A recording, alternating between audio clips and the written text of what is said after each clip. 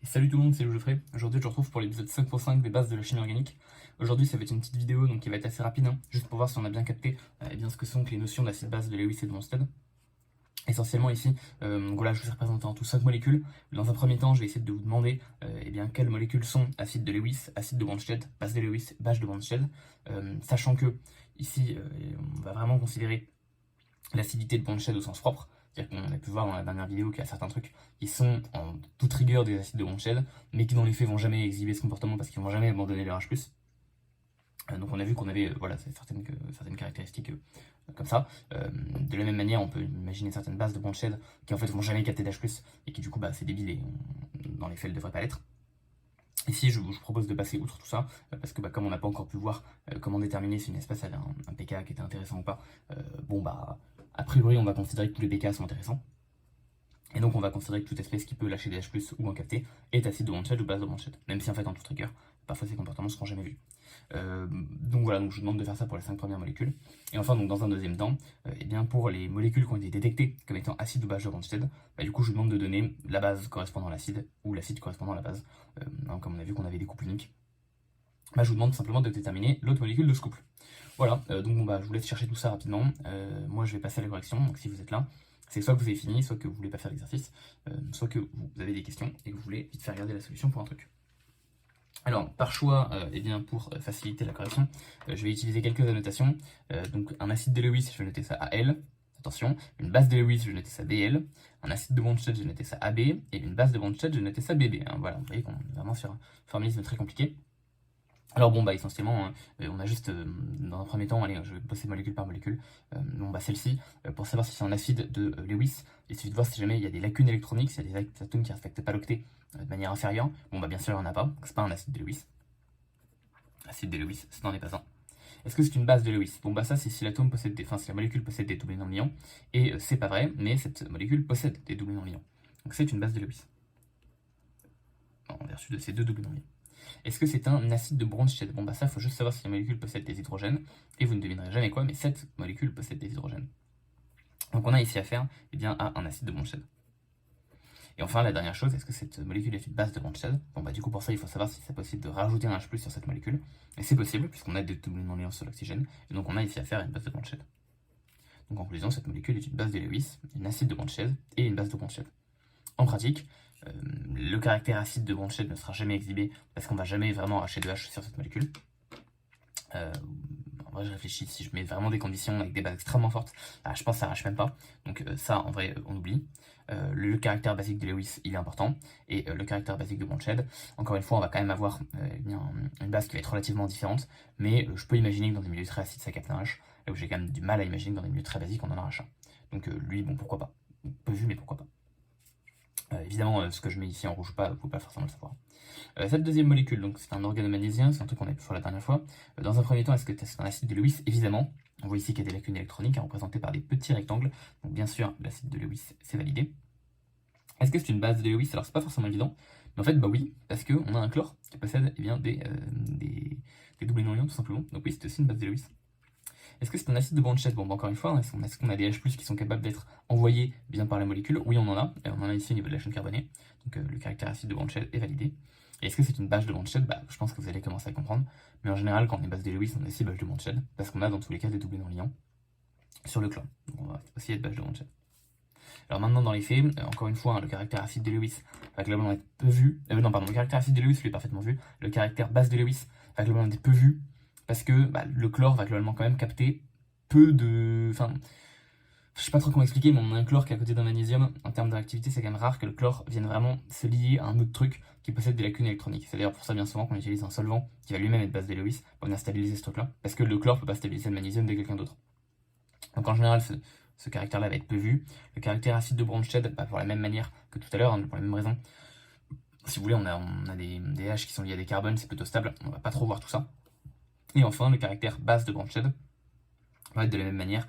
Alors c'est aussi une base de Bronsted en vertu ici, de doublé non-liant sur le chlore, mais ça peut capter d'électrons, de protons, tout simplement parce que je sais pas, on a un chlore qui est à côté d'un magnésium en termes de réactivité, c'est pas fou. De toute façon, en termes de réactivité des molécules, pour être un peu plus en détail, je préciserai tout ça dans des vidéos ultérieures.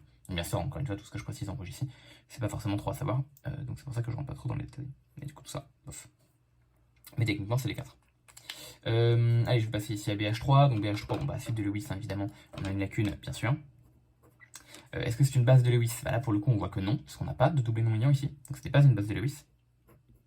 Est-ce que c'est un acide de Bronsted? Bah ça possède des H, donc ça va être un acide de Bronsted. Et est-ce que c'est une base de Bronsted? Bah encore une fois, on n'a pas de doublé non liant, donc aucun moyen de capter des H+, donc c'était pas une base de Bronsted. Et dans les faits, est-ce que c'est un acide de Lewis? En réalité, clairement. Et est-ce que c'est un acide de Bronsted? En réalité, bof, parce qu'encore une fois, on imagine mal former eh bien un B-. Donc ça, en vrai, bof. Ce truc-là, donc, est nommé acide paratoluène sulfonique. Est-ce que c'est un acide de Lewis? On voit aucune lacune électronique, donc pas d'acidité de Lewis sur cette molécule. Est-ce que c'est une base de Lewis? Bah, on voit qu'il y a plusieurs doublés non liants à différents endroits, hein, toujours en compte 6, donc ça va être une base de Lewis. Est-ce que c'est un acide de Bronsted? Alors clairement, notamment parce qu'on a plein de H ici au niveau de la chaîne carbonée, mais surtout parce qu'en fait on a des H ici, enfin un H plus précisément lié à cet oxygène, donc c'est clairement un acide de Bronsted. Et est-ce que c'est une base de Bronsted? Bah ça possède des doublés non liants, donc également. Dans les faits, le caractère basicité de Lewis peut être exhibé ici. Le caractère basicité de Bronsted va aller pas beaucoup, parce qu'en fait c'est un acide qui va être plutôt fort. Encore une fois, je peux pas vraiment expliquer pourquoi, mais un pK qui est assez bas. Du coup, en fait, ça va pas trop être une base de Bronsted, parce que c'est déjà un acide fort en fait. Et enfin le dernier, HF, qui est une molécule hyper toxique et hyper dangereuse.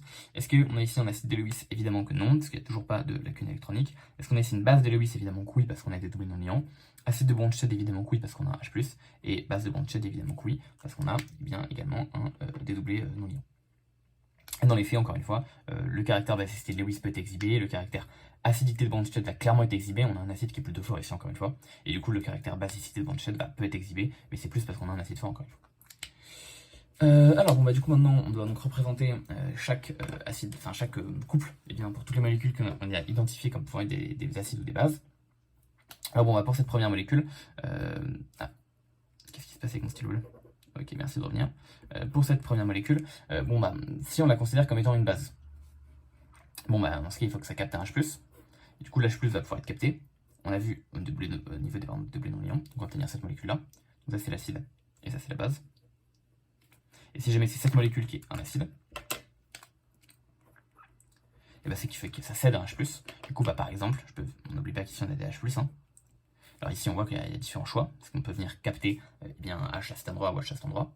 Alors évidemment le pK bien, des différents couples va être changé, hein. C'est-à-dire que si jamais je considère le pK entre cette espèce et l'espèce 600H, ou cette espèce et l'espèce 600H, je vais avoir des pK qui vont être différents. En pratique, je pense que ce H là va être un petit peu plus acide, pour des raisons que je peux pas forcément trop expliquer. Ouais, je pense. Ok. Bon, bah du coup, je vais représenter le H ici, on va représenter celui-là, ça me sera lui aussi. Et donc on va sûrement obtenir un truc comme ça. Je mets un petit double non liant ici, bien sûr, parce qu'on vient d'enlever un H. On rappelle que le formalisme de Lewis, on commence à être un petit peu à l'aise dessus normalement. Donc là on a la base. Et donc je rappelle qu'en pratique, hein, ici le couple en vert est très très rarement intéressant. D'où le fait qu'ici j'ai placé un petit trait rouge sur la site de mon chef. Pour l'organe magnésien, bon, bah, pour l'organe magnésien, donc on a vu qu'il fallait qu'on cède un H. Allez, on a vu qu'il fallait qu'on cède un H. Donc bon, bah, je vais placer le chlore comme ceci. Donc bon, bah là ici les deux couples acide et base sont en réalité peu exhibés, mais techniquement on pourrait lui faire capter un H au niveau du chlore comme on a dit. Ce qui donnerait un truc comme ça. Et on pourrait également prendre un H, donc au niveau de la chaîne carbonée. Donc encore une fois, on a deux endroits pour le prendre. Moi, je vais choisir de le prendre ici, plutôt proche du magnésium. Encore une fois, on aurait pu le prendre à côté. Toujours le formalisme de Lewis, hein, je pense qu'on commence à être à peu près à l'aise. Ici, bien sûr, parce que j'ai rajouté un doublé non liant. Enfin, ouais, ici, je n'ai que 3 H. Hein. Enfin, je n'ai qu'un seul H. Forcément. Parce que du coup, je suis lié à un carbone, je suis lié à un magnésium, j'ai un doublé non liant. Il me reste donc plus qu'un seul choix, plus qu'une seule liaison pour compléter l'octet. Ok, alors bon, je vais essayer de... forcément, j'aimerais bien ne pas tourner la page. Je vais passer au BH3. Donc BH3, on a vu qu'on pouvait exhiber ici un comportement d'acide de Lewis, d'acide de Bronsted, pardon. Donc bah, on va simplement venir arracher un H. Hein. Et si on arrache un H, bah, on obtient cette espèce-là. Bon bah pourquoi pas, hein, c'est un truc assez original. On voit qu'on a à la fois un doublé non liant et à la fois une lacune électronique et une charge. Alors bon bah voilà, c'est une espèce de bord qui va être assez peu commune. Pour info, ça existe.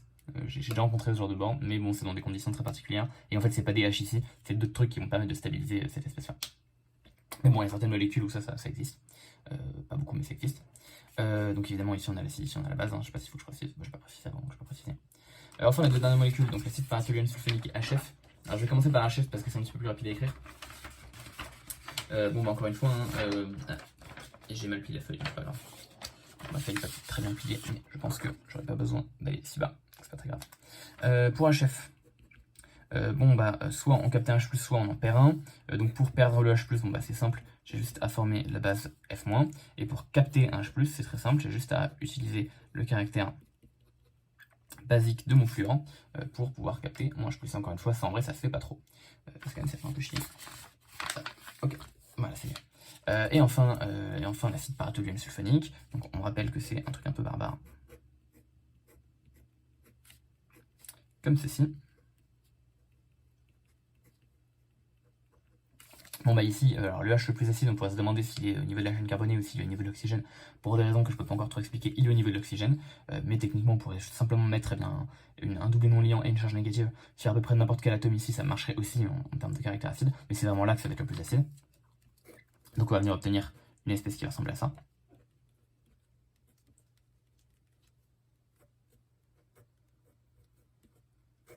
Le rond, ça veut dire que j'ai un noyau aromatique, donc j'ai 6 carbones avec 3 doublés non liants, donc en gros j'ai ce truc là. Le rond, ça veut dire ça. Ok. Et je peux également du coup interpréter ici un comportement de base, et donc du coup il faut que je capte un H+, alors je peux le capter soit avec un oxygène qui est là, soit avec un oxygène qui est ici. Encore une fois, je ne sais pas exactement lequel va être le plus acide. A priori, je vais dire que c'est l'un des deux qui est avec les deux doubles liaisons. Donc bon, bah, je vais capter un H à cet endroit-là. Simplement parce que, ouais, ok, je vais pas forcément détailler, mais par symétrie, c'est quand même plus sympa.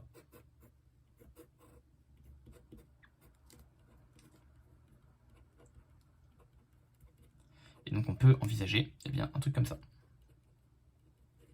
Ok, bon bah voilà, donc on vient de donner des exemples de couple acide-base pour toutes les molécules. Donc bah voilà, ça finit bien ce que je voulais montrer ici. On voit que c'est pas des notions qui sont ultra compliquées, finalement 12 minutes de vidéo c'est tout le temps d'écrire des choses, il n'y a rien de très compliqué fondamentalement à ce niveau-là. Bon bah voilà, j'espère que la vidéo vous aura plu, si jamais vous avez des questions bien sûr n'hésitez pas à venir me les poser en commentaire. Et la prochaine fois, je vais enfin parler des moments dipolaires et de la polarisabilité des molécules, donc on va commencer à s'intéresser à la propriété des molécules. Bon bah voilà, j'espère que la vidéo vous aura plu, et sur ce, moi du coup je vous souhaite une très bonne journée, et je vous dis à la prochaine.